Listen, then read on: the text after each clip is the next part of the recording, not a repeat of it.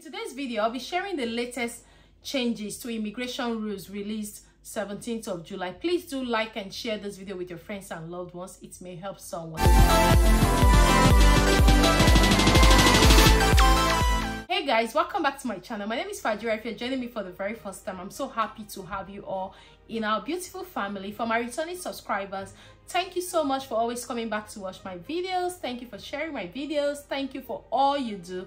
I really do appreciate it. If you're new to this channel, I create contents on how you can migrate to the UK, jobs with visa sponsorship in the UK immigration updates, live in the UK, like everything you can think about the UK. So if you're someone who is interested in that, do hit on the subscribe button, turn on the notification bell, so each time I upload a new video, you're definitely going to be the very first person to see that video. So as earlier said, that in today's video I'll be sharing the latest statement of changes in immigration rules. Like we all know how the UK is, you could just go to bed with a particular rules that you are aware of and wake up in the morning with something different. So as released by the UK government on the 17th of July 2023, a lot of visas are affected. The innovator visa, global talent visa, skilled worker visa, student visa, like so many visas are affected. If you remember a few months ago, there was a recent changes, especially in the student visa, saying that if you are a student, I'm going to play that video for you to see. If you're a student and you're currently in the UK studying, that you don't need to finish your studies for you to switch to a skilled worker visa, or maybe for you to do your post-study work visa. Don't worry. And also those who are already in the UK. Before, when you're in the UK, you have to finish your study before you can get a job that will sponsor your visa, which is the skilled worker visa. And if you're not able to get that, you will have to go through the post-study work visa. But in the new update, the UK government has made it in a way that you don't really need to finish your studies. Yeah, you don't need to finish your studies. I know a lot of people have asked me these questions. Oh, Fajira, if I get to the UK, how many months do I have to study before I can? Right now, you don't really need to finish your study. You can now apply for a job while you're studying, a job that will sponsor your visa, which I think is a very good news. So in the past, you would have to finish your study, or maybe towards the end of your study, before you can start applying for jobs with visa sponsorship, or you go through the post-study work visa. But right now, the UK government has made it in a way that you don't have to wait that long. I'm just going to read that. For me, I'm really excited about this particular update, which international students studying in the UK universities now eligible for skilled worker visa. Wow, this is a good news, to be honest. Like, you're no more restricted to work 20 hours, because once you're able to get a skilled worker visa, you can work for more hours. The process whereby international students studying in United Kingdom universities are expected to have at least a degree level qualification before applying for a job. Now, since Obsolete as a Home Office has approved for interested students to secure a job offer from an employer and apply to switch from the student route visa to the skilled worker visa immediately without any need to complete their degree. This is a great news. Currently, the rules has changed again, and we also know that if you're coming to the UK as a student from 2024 January, you're not allowed to come with your dependents. These are things that have been put in place. So like I always say, if you're planning to move to the UK, this is the best time to move to the UK. You could just go to bed, like I said, and wake up with the different rules that may not allow you to move to the UK, which I know a lot of people are very much interested in the UK. So just as you can see on my screen, this is the recent changes to the skilled worker visa. I've been talking a lot about the skilled worker visa, the health and care worker visa, and when I talk about the skilled worker visa, there are two categories of the skilled worker visa. One is for any other job, and the other one is the care worker visa, which in my future video I promise that I'm going to be talking about the easiest and cheapest routes to relocate to the UK with your family. As you can see on my screen, this is the latest changes to immigration rules as at 17th of July 2023. So changes to appendix skilled worker 1.5a. An applicant who is applying for permission to stay and has or last had permission as a student must fulfill one of the conditions A, B, or C below on the date of application. So Like I earlier mentioned, I think around November last year, the UK government announced that if you're a student, you can just switch at any point. But now I think all the students who are coming to the UK now are just switching. Like after a month or two of studies, they just switch and ignore their school fees. They don't go to classes. They just switch straight to skilled worker visa. Now the government was even the one that said this can happen, but right now the government is saying something different. Just as you can see, the first condition, which is condition A, the applicant must have completed the course of study for which the confirmation of acceptance for studies was assigned, or a course to which ST 27.3 of appendix student applies.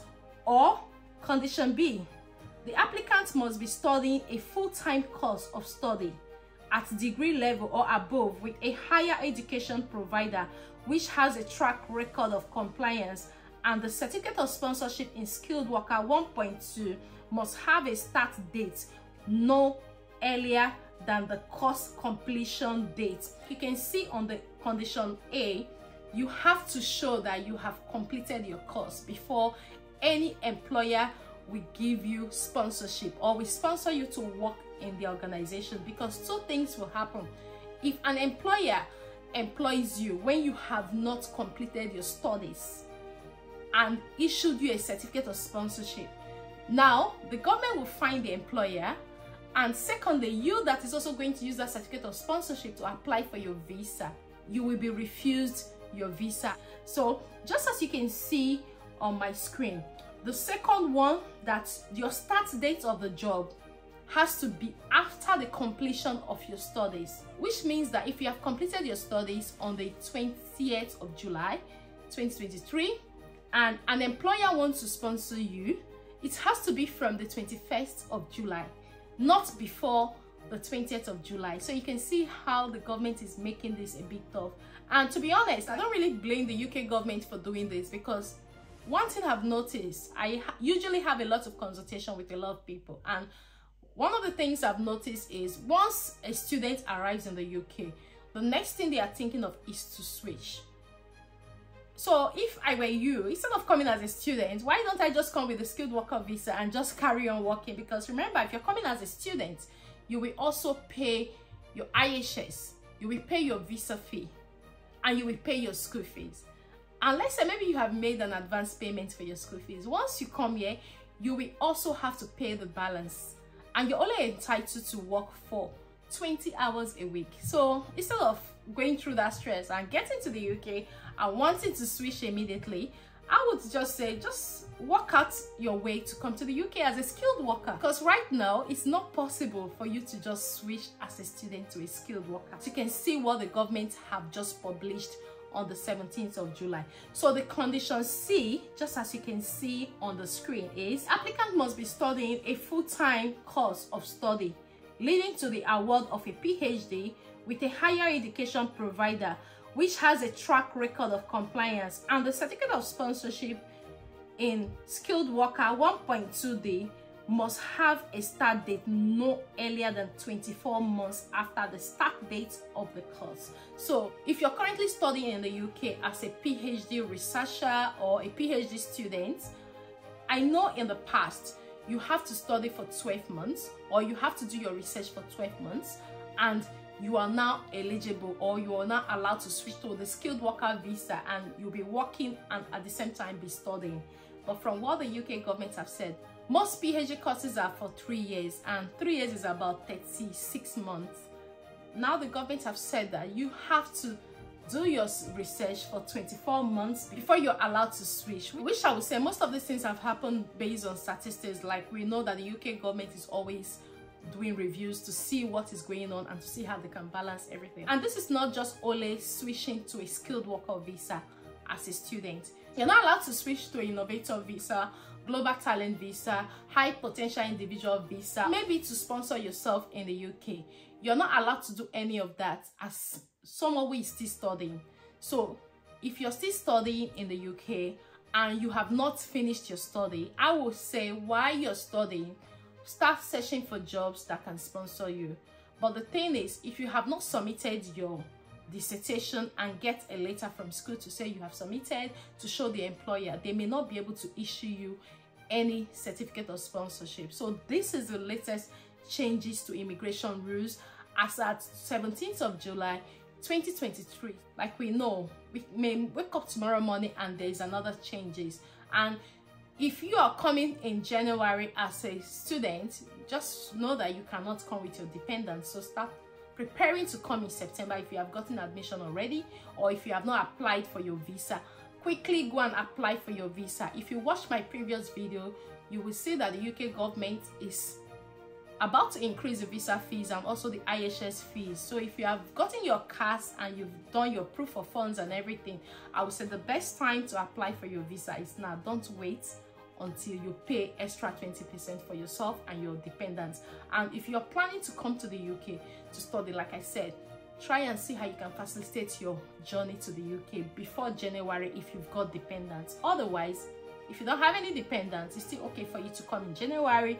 There is no changes, but like you know, you can't come with a dependent. So if you have any dependents, try and make sure you come in as soon as possible, or you look at the skilled worker visa, the care one, or any other one that will enable you and your family to move to the UK. So guys, this is one of the most important changes that have just been implemented, as you can see, and I will definitely share more of the new rules with you so you can also prepare yourself and family. So we've actually come to the end of this video, guys. Please do like, also share this video with your friends and loved ones.